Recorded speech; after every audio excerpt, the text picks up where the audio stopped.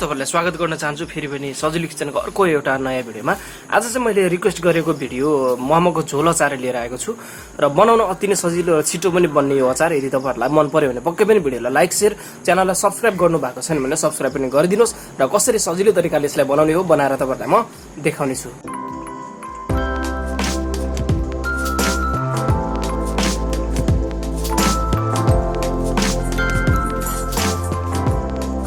र सजिलो तरिकाले बन्ने यो मोमोको झोल अचार पक्कै पनि हामीलाई मोमो खाँदाखेरिमा कतिचोटि मन पर्ने कुरा भइहाल्यो।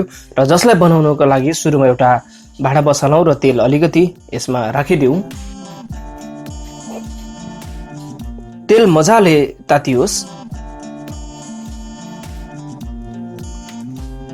त्यसपछि अलिकति हामी यो हरियो खुर्सानीलाई राखिदिन्छौँ। मैले बीचमा काटेर राखेको हुँ। त्यसपछि अलिकति अदुवा लसुन पनि हामी यसमा राख्छौं र टमाटर पनि यसमा हामी राखिदिन्छौं र सबैलाई हामी यसरी चलाउँदै जानुपर्छ।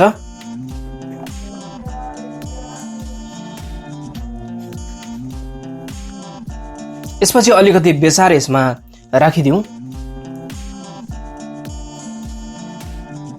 थोरै यो नुन पनि राखौं यसमा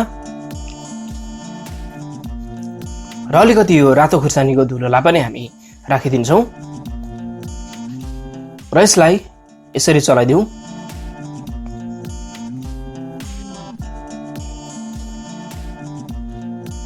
त्यसपछि हामी धनियाको पात यसरी राखिदिन्छौं र माथिबाट अलिकति मात्रै हामी कागतीको रसलाई हामी राख्छौं यसरी।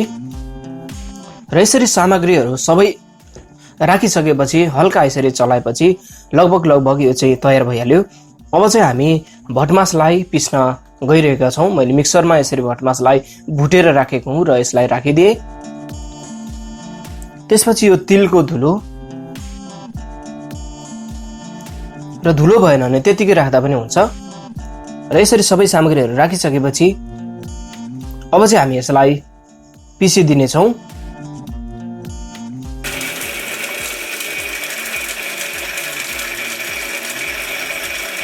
यतिको धुलो भएपछि लगभग हाम्रो यो धुलो पनि तयार भयो र हामीले बनाएको मिक्सर र यसमा हामी यसरी राखिदिन्छौं।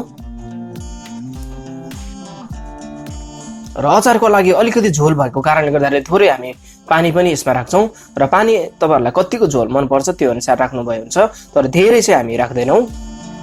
र यसरी भइसकेपछि हामी यसलाई अब पिस्न गइरहेका छौं। यो मिक्सरमा सबै राम्ररी पिस्नु पर्छ यसलाई।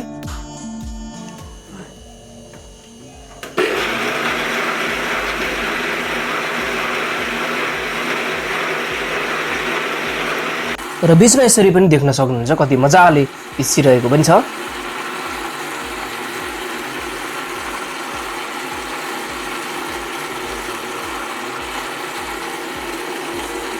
र यतिको भएपछि लगभग हाम्रो अचार तयार भइहाल्यो। कति मजाले सजिलोसँग यो मोमोको झोल अचार तयार भएको छ। र यसरी नै तपाईहरुले पनि मिठोसँग झोल अचार आफ्नो घरमा बनाउनु होला र मोमो बनाएर मजाले आफ्नो अनुभव हामीसँग शेयर गर्नलाई नभुल्नु होला। यस्तै भिडियो तपाईहरुको बीचमा फेरि लिएर आउने छु। तबसम्मको लागि नमस्ते।